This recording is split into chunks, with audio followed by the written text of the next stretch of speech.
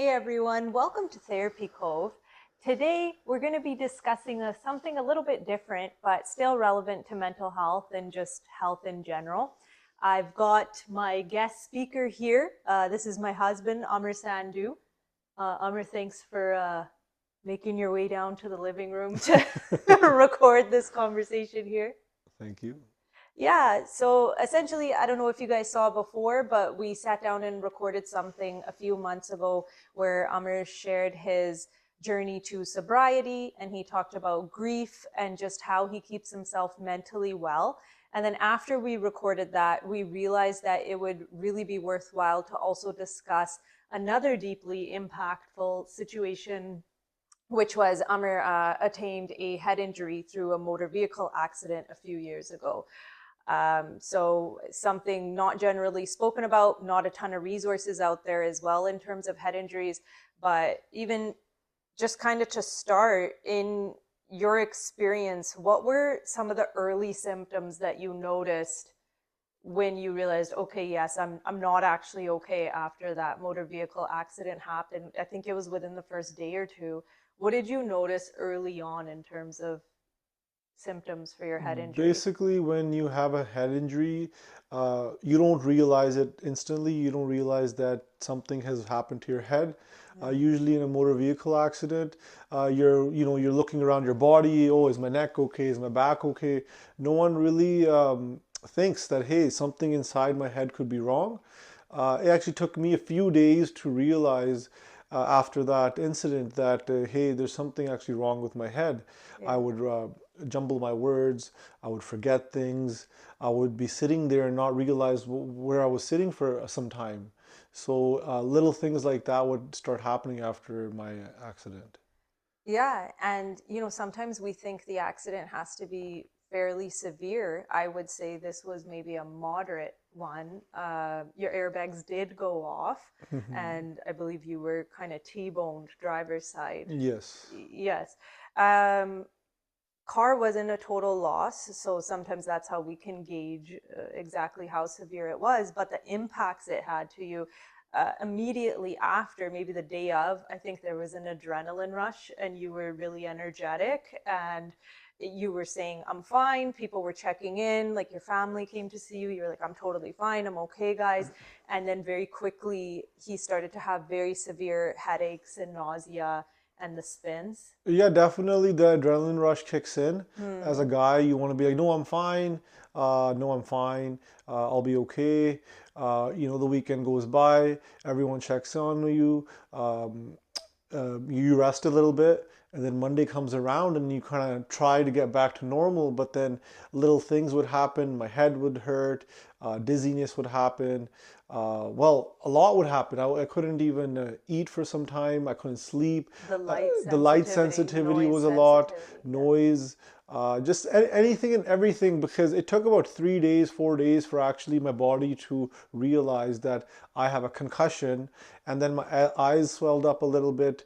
And Oh, then yeah. I went to go see the doctor regarding the concussion. And then they referred me to like a concussion specialist at that time, which really helped me out at that time.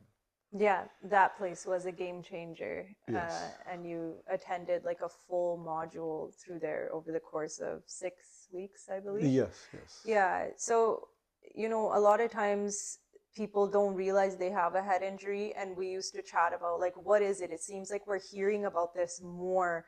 Is it the way cars are made these days? Is it that before the car absorbed the impact when a crash would happen and now people are absorbing it? Is it the materials?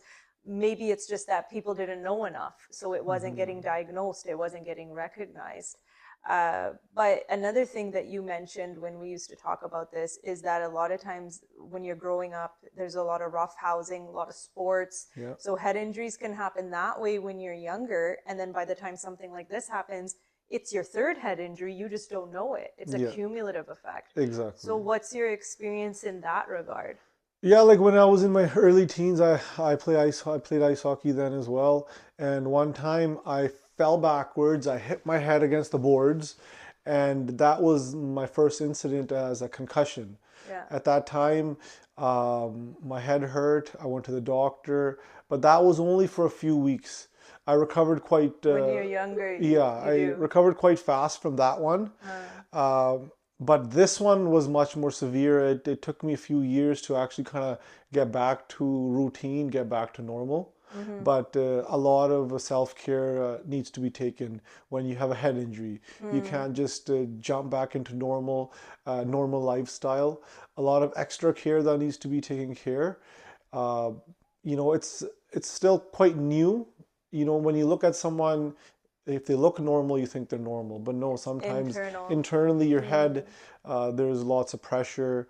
Little things for a regular person it might not bother them, but when a person has a concussion, Yeah. the light sensitivity, as she mentioned, and sound, irritability, those spike throughout the day.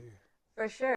And it's not really commonplace to go get an MRI. As we know, that's not the easiest things. But as you were talking, I just remembered you did have that full body scan because we were concerned about like previous injuries you had had and just some things with your health.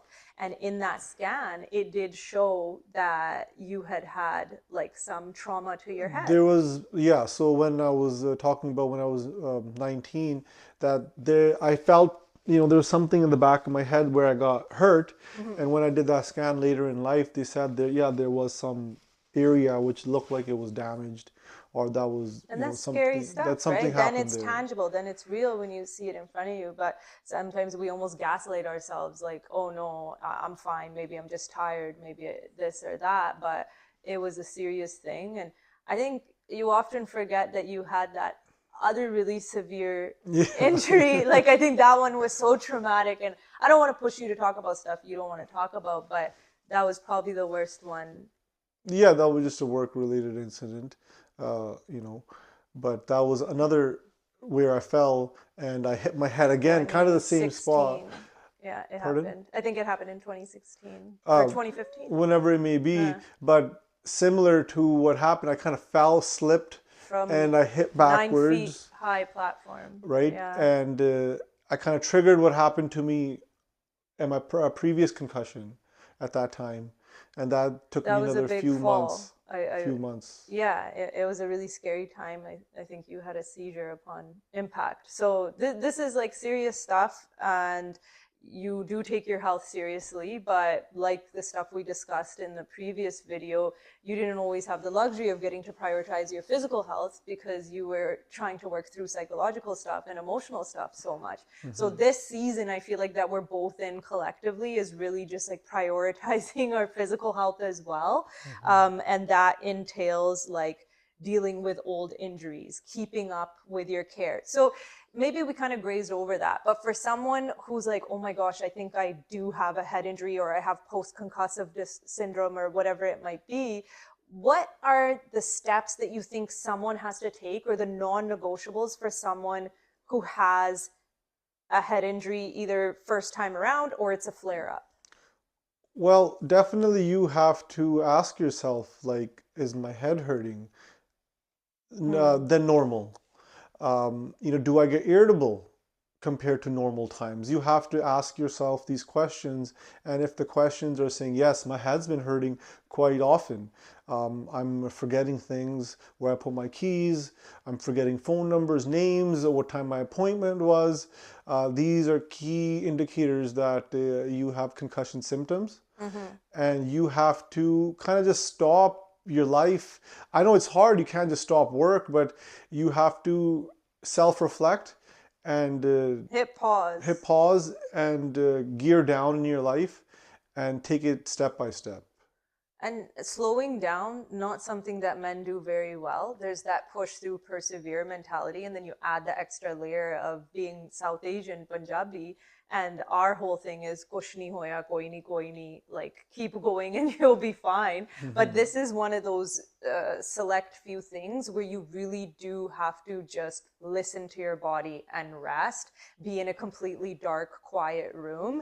If you push yourself at the first sign that you're in a flare up or you might have a concussion, it's only going to prolong the symptoms and the intensity of them. So it's hard to sometimes surrender to Yeah, that. well, I like to add to that Yeah. actually. Well, after my car accident, you act like you're going to be okay. And I wanted to get back to my work, Yeah. but physically and mentally at that time, it would not allow me.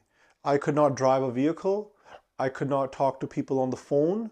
I was in such bad shape that I was kind of forced to stay in bed. Yeah. And I You remember couldn't just yourself it like you was did July, it was before. summer months, but I was in a dark room for 2 months, just sleeping. My kids were confused. Why is dad just sleeping? Yeah, I guess for them as well, it was quite traumatizing to see, the dad like that. But I think it's okay for families to humanize the patriarch. I think it's okay for you to be the one that needs care sometimes. Maybe it's against how you're wired and against your perceived idea of what a father is, what a husband is, a brother, a son. But you were also going like highway speed in your life for decades. yeah, And your definitely. body finally just went, hey, time to sit down.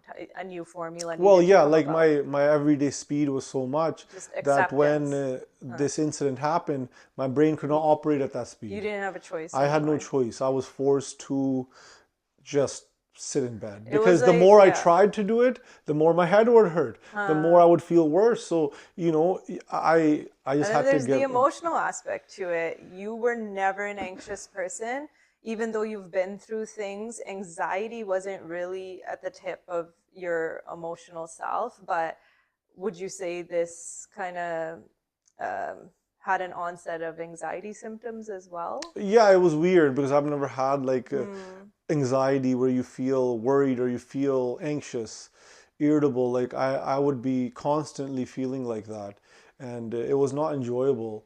But luckily enough that I got to go to a special concussion clinic Yeah. for 6 to 8 weeks, which really helped with my physical health, my cognitive health, and emotional health at that time, Yeah. which really day one I was very down. I couldn't do much. By the time I left out of there, I had a toolbox of techniques to help me and help me manage my concussion. And after that time, it still took me a long time to bring my symptoms down and just feel normal. Like I said, it took about a few years to come Yeah. back to that. It's And a even if long that, recovery. uh, if I go a few weeks of very hard work, and then I'll feel it extra. I'll feel really like groggy. My brain would hurt. It would just like be. Then I know that that's a trigger. Okay, Amr, just chill.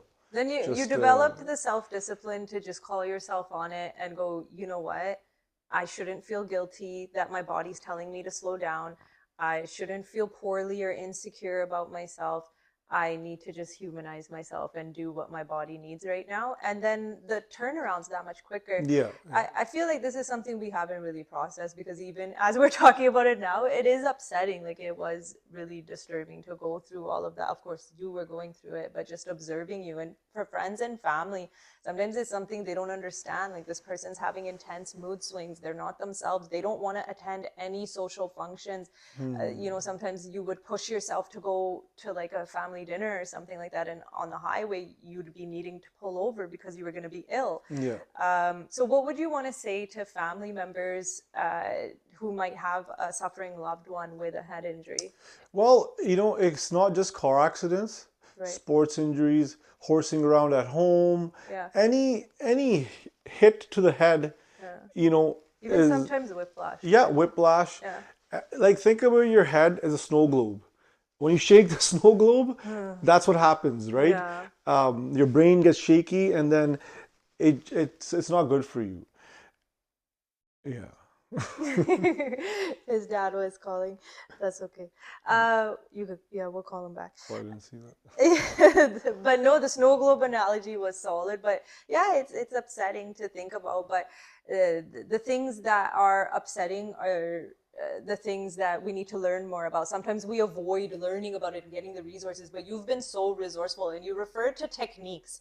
You referred to things that you learned at that concussion clinic. If you can recall, what are some of the techniques that they taught you at that time that you could maybe share with Well, people? it's like one thing is waking up in the morning and doing exercise, stretching, right? That's your physical health. Yeah. So you have to regulate your physical health. You have to get your body moving so blood flows to your brain, gets that going. So Yeah. one is physical. One is cognitive health, where you have to do little things. Like I remember we used to do math problems. They'll have a Simple math. simple math, but Huh. it's like 1 + 1 = 2. Yeah. You have to use your brain to do that, but when your brain is not working that fast, 1 + 1 takes a second or two. 2 + 2, it No takes a way. second. Yeah, it takes time, Huh. but when you're working through it, it will. I remember one thing. Huh.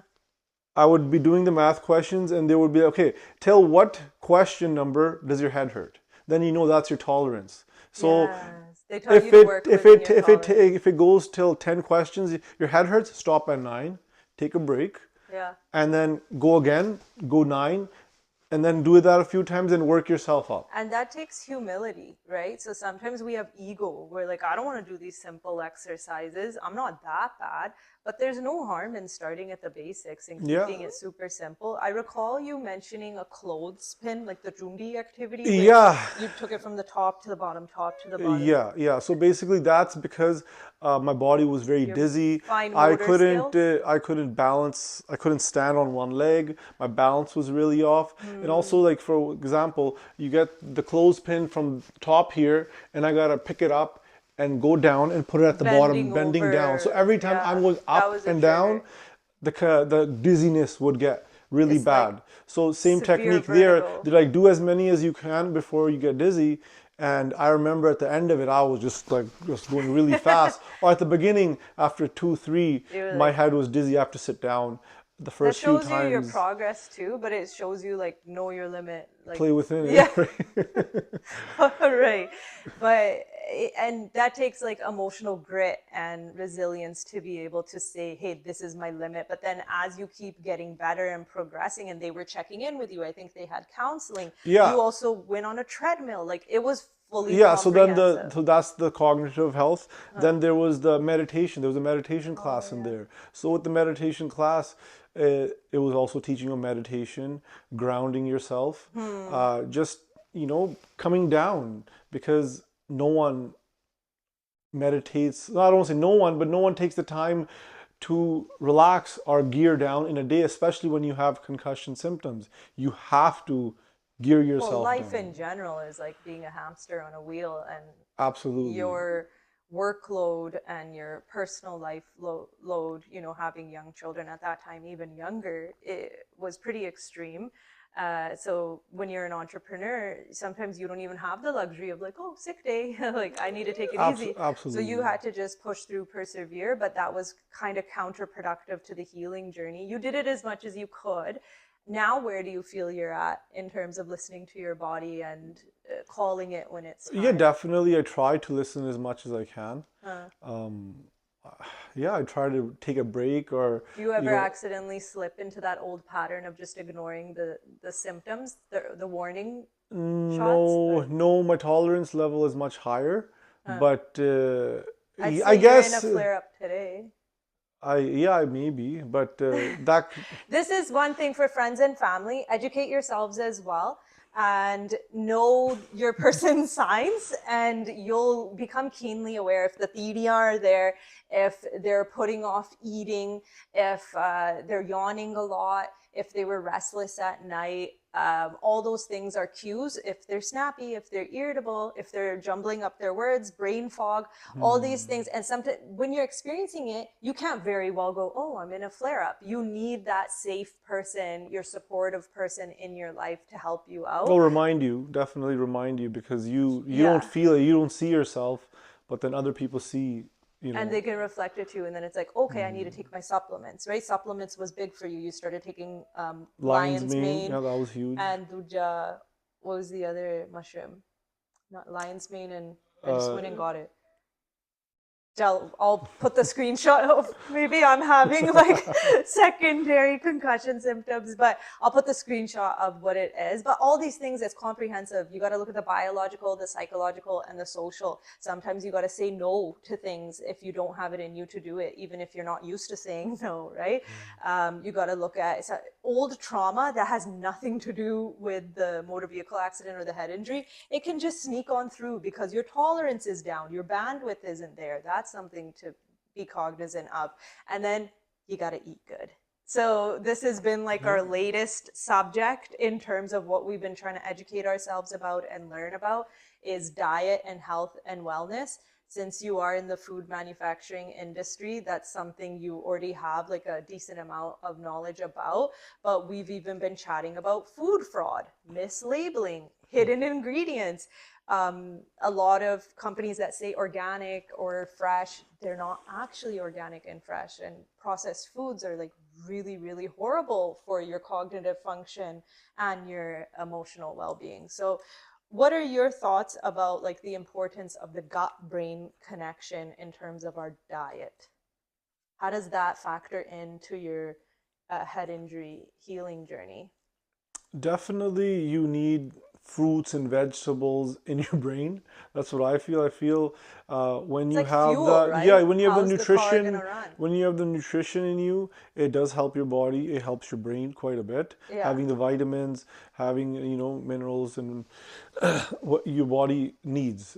Having junk food and fast food, that doesn't help It makes you happy in the moment. in the moment. And But then there's always what goes up must come down. yeah, So yeah, educating yourself, becoming food aware, becoming, Nico's like, no, I want the McDonald's. Becoming aware of what you're feeding your kids and putting into their lunch boxes, all the little packets of the granola bars and all that kind of stuff, if you look into it. And I actually just made a little TikTok about like those new labels that we've been talking about, like high in saturated fats, high in sugars, what's the third one? High in sodium. And it's really, really surprising how many things there that have to have that label slapped on the front of them now. Um, how much do you take that into consideration when it no, comes to like, definitely it you think about it. Well, I personally think about it twice. And when you pick up say a can of Coke or a can of Coke Zero, now the Coke has the sign on there. yeah, So, it'll be a reminder that hey, don't pick up the Coke with the sugar in it. or don't Or pick up the. I was like, wait a second, we don't even drink Coke. Why are you saying when you pick up the can of Coke? But like, yeah, I get your point. It's just like pay attention to the label, but also be aware that the label might be lying to you. So whole foods are best. Steering clear of what were you saying? Trans fats? What was yeah, that word you were saying? trans So I feel fats. like you know more about this, so maybe we'll make another video where we like do a deeper dive into this. But just like superficially, whole foods are best. That means they don't have multiple ingredients. It's just the one ingredient, and that's the food you're consuming, like an avocado, or what's another whole food? Like any fruit or vegetable is a whole food or a protein. Um, and then you've been talking about seed oils lately. I don't even know what that is.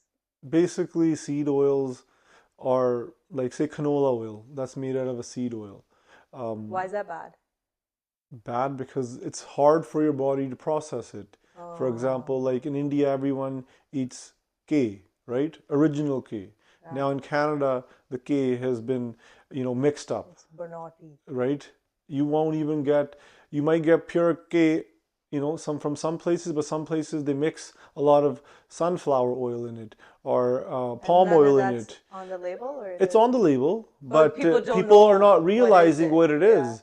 I feel like Like, that's, sorry for interjecting, but that's like a huge thing in like, I know my mom, like, I don't think she's too keenly reading the labels. well, one thing is people trust the grocery store, people trust the manufacturer. Yeah. So, say 20 years ago, there was just butter available. Yeah. People used butter. They started making the margarine. What is margarine? Margarine is, I think, 72% canola oil. It's not even butter in there. And But canola oil is it's a bad seed oil. Yes, it's bad for because you. it's hard for your body to break it down. So Yeah. also they didn't like maybe they did advise people that were making this margarine, but people don't realize they just think they're using butter, but it's not butter. It's just canola oil with maybe a little bit of butter in it. Yeah. And here's why this is important is because you can do all the things. You can do the Jundi exercises and walking on the treadmill and doing your simple math. But at the end of the day, the food can be medicine or it can be toxic. And if you're already dealing with a pre-existing health condition, whether it is a head injury or maybe it's arthritis or heart disease, cardiovascular issues, common things in the South Asian community, your diet is really going to make or break which way things go if you're trying to get better from those things. I think, yeah, that's its whole own topic, but I felt like it was relevant enough to sneak it in there. So yeah, hopefully this was helpful. Today we tried to talk about like early symptoms, treatment ideas in terms of techniques, things you can do at home, also the emotional component, which is always relevant, even if it is a physical injury, it's also an emotional injury. And thanks for sharing your insights about it.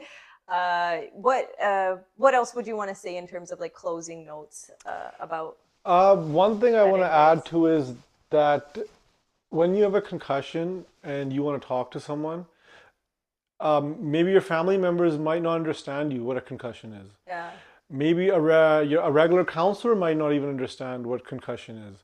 So maybe you want to try to find a counselor With that with that expertise. expertise Yeah. who can understand you. Traumatic brain injuries. And if not a counselor, make sure when you go see a medical provider, you make sure you see someone who is an expert in concussions because only they can understand your Yeah. situation. Not everyone can understand you. That's Sometimes, what I learned. That yeah. I thought that every doctor or every professional Every knows what a physio, chiro, no. doctor, It's no. kind of like the people who've personally experienced it. Only they can kind of help you. Because they've done the deep dive to Yeah. pull out the information from like the peripheral because this isn't well studied and there isn't a lot of treatment options. It's easy to become discouraged and then stop seeking help if you feel like you're just another number or they're giving you generic ideas. Like sometimes people can have that experience at physio and rehabilitation places, vestibular rehab, I think it's called. I might be saying the wrong thing, but definitely never give up. Keep trying. Reach out to a practitioner. And on Psychology Today, you can usually see what their expertise is if they've had extra training in regard to this. And life is the greatest teacher. So you're right. If the professional has had their own lived experience, then naturally they're going to be able to support you a lot better. Thank Mhm. you, Amr, for sitting down again and talking about some things that you've been through and some knowledge that you've attained along the way. Thank you. If you are struggling with a head injury, please check out these resources right here. Just know that you're not alone, as hard as it is. Try to listen to your body. It won't be this way forever. Hopefully, you can get the right supports in place. And closing off here is Mr. Nico. Nico, do you have anything to say? He's like, what? I just want my dinner. Bye, guys. Thank you for watching. See you next time.